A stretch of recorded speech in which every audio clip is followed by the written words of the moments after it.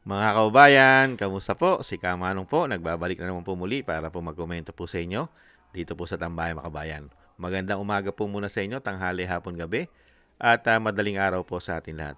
Sana po nasa maayos po tayong kalagayan, mga kababayan. Ito po mga tambay, sumagot po si Governor Vilma Santos mga tambay doon po sa kanyang video na kumakalat po na pagmamaliit po niya sa ating pong mahihirap mga kababayan dahil dun sa issue pong sila'y nasa itaas at tayo'y nasa ibaba. Ito po mga tambay, pakinggan po natin ang balita at ang sagot po ni Governor Vilma Santos. Umpisahan na po natin. Umani ng batiko si Batangas Governor Vilma Santos Recto dahil sa tila pagmamaliit niya umano sa mga ordinaryong mamamayan. Kaya nyo kami tinitira kasi nasa taas kami. At kaya kayo tumitira kasi nasa baba kami. Sinabi yan ng gobernadora nang hingan siya ng reaksyon kaugnay sa mga basher ng kanilang pamilya. Pero para sa Batangas Provincial Government, minalisya lang ang sinabi ng gobernadora. Hindi raw nito binabatikos sa mga ordinaryong mamamayan, kundi ang pagpapakalat ng maling impormasyon. Mga kapatid, Jig Manikan po, pagdating sa mahalagang... Yan po mga tambay, ipinarating po ng provincial government mga tambay na hindi naman daw po minamaliit ang mahihirap na tao mga kababayan. Ang minamaliit po ay yung nagpapakalat ng maling impormasyon o fake news mga kababayan. Kaya po delikado po yan mga katambay, yung mga ganyan, yung nagmamalinis na hindi po yata niya alam na si Miss Cara David ay marami pong hinihiling. At ilan na po yung hinihiling ni Miss Cara David? 4 na po yata mga tambay. Baka po delikado po pagka kayo'y kasama ron sa hinihiling ni Cara David na mga magnanakaw. Hindi kaya? Pahinga po natin si Miss Cara David mga kabayan. Ito po yung kanyang kumakalat din pong kumakalat po kanyang video sa social media. Pakinggan po natin siya. At baka delikado po dito sila gobernador.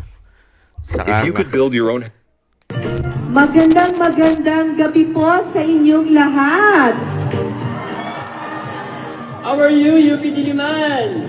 Buhay pa ba kayo? Siyempre buhay kayo kasi hindi kayo kurakot. Mga kurakot lang ang mamamatay. 4 pa lang napapatay ko eh. 4 na ba? Gusto natin mas marami pa, Gian, di ba? Marami kasi din pinapatay yung mga kurakot eh. So, Busy pa ata si kamatayan eh. hopefully, this gives them time to repent. Oo nga eh.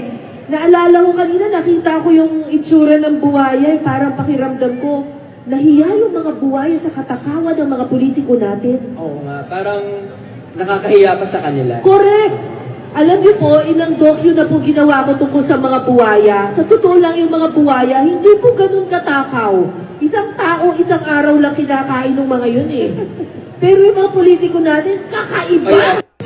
Magandang gabi po sa Ayan po mga tambay. Yan, Ate B, delikado. Baka yung sinasabi ni Cara David ay isa po ang pamilya nyo po dyan umano. Kasama po ang inyong asawa na sinasabi nyo pong kilala po ninyo ang inyong asawa. Ngayon, mga tambay, ay ngayon po naiipit po ngayon sa intriga po si Governor Vilma Santos, lalo po sa kumakalat na po ngayon, napakarami na pong bumabati ko sa kanya ng mga Pilipino, lalo po sa social media, sa pagiging matapobre po ng gobernadora. Pero ngayon, ipinagtatanggol na po siya, mga kabayan, ipinagtatanggol na po siya ng provincial government dahil nagpahayag po ng statement ang gobernadora. Mga kabayan, statement po ng ng gobernadora ng Batangas. At syempre po, ito po ay pinatotohanan naman po ng probinsya ng Batangas, mga kababayan. Kaya po, ang tanong po natin, fake news po ba? Fake news po ba yung kumakalat na mga intriga? Intriga po ba yung kumakalat doon sa kanyang asawa na sinatawag din Lupin ng ating mga kababayan? Lupin, si Lupin. Dahil dahil po sa kagahaman nila umano sa buwis. At fake news din po ba, Governor Vilma Santos, yung paglipat po, kasama po ang inyong asawa sa mga utak umano ng paglipat ng pera ng taong bayan, lalong-lalo ang mga contribute sa PhilHealth? Fake news po ba yon? Maling impormasyon po ba'y kumakalat na yon? Nagtatanong lang po si Kamanong. Baka maling impormasyon yun eh. Inilipat. Ang plano po nila ay 89 billion. Nailipat na po ang 60 billion. Mahigit. At pinababalik na ng Korte Suprema. Fake news po ba yon? Pati ang Korte Suprema nagdesisyon na ibalik ang kinuha nila sa PhilHealth. Fake news po ba yon? At fake news din po ba na ang 60 billion mahigit na ibabalik sa PhilHealth ay manggagaling din sa ating buwis itong 2026? Fake news po ba yon? Ibang klase kayo. At fake news po ba, Governor Vilma Santos, ang mahigit 3 taong pagnanakaw ng mga magnanakaw na politiko umano sa ating bansa? Fake news po ba yon? Nagtatanong lang po. Sino kaya ang fake news?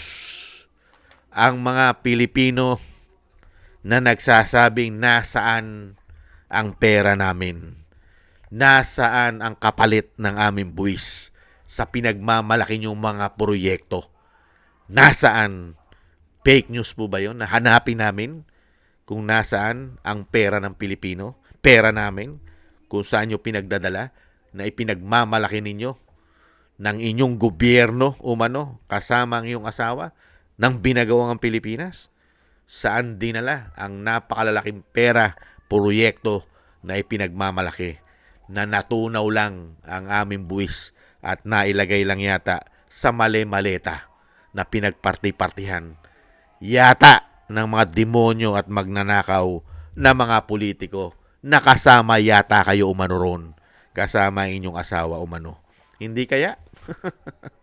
Yan po mga kabayan, ang ating pong komento dito po sa gobernador na si Vilma Santos na pinangatwiranan at kasama po ang kanyang probinsya, mga tambay, na nagsasabi po na hindi naman daw po para sa ating mahihirap ang kanyang batikos. Binatikos po ang maling impormasyon at maling ipinakakalat na balita sa kanilang pamilya. Mga kabayan, fake news ang mga kumakalat pagdating po sa paninira.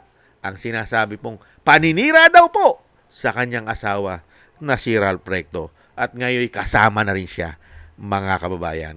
Maraming salamat po mga tambay sa mga nagusto po ng ating tambayang mga kababayan sa YouTube at TikTok. At ganoon din po sa ating mga subscribers at sa ating mga kababayan nagko-comment, like, share, and subscribe. Thank you po sa inyo mga kababayan. Mabuhay po kayo. Maligayang Pasko po at maligong bagong taon po sa inyo lahat. Shoutout po sa inyo lahat.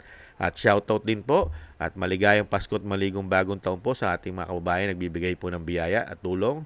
Thank you po kay Gay at Siena, kay Tatay Nick ng Canada, kay Eric Hershaw ng Canada, kay Balance Vision TV, Nancy Lumampaw, si Norma Garcia, Michelle Yamaguchi, Rosalina, Wills Bubbles, Arfel Villacorta, Chodorico Erguisa Jr., Ani Jo, ako si Pilam, Joe Balin Watanabe ng Japan, Jem Aris ng United Arab Emirates, Julieta Silona ng Sydney, Australia, Gina Ray Solidides ng Berlin, Germany, si Jake Yahut ng 4531 ng Maisug, California, USA, at si Kingston ng Hong Kong, at si Bei Chichiyoko. Thank you po mga kabayan sa mga biyaya po ninyo. Shoutout po sa inyo lahat. Ingat po kayo sa inyo pong mga paggawa.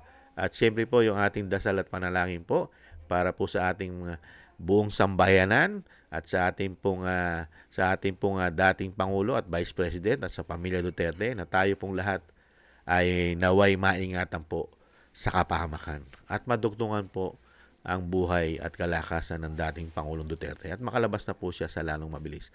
Maraming salamat po sa inyo po mga dasal, mga kababayan.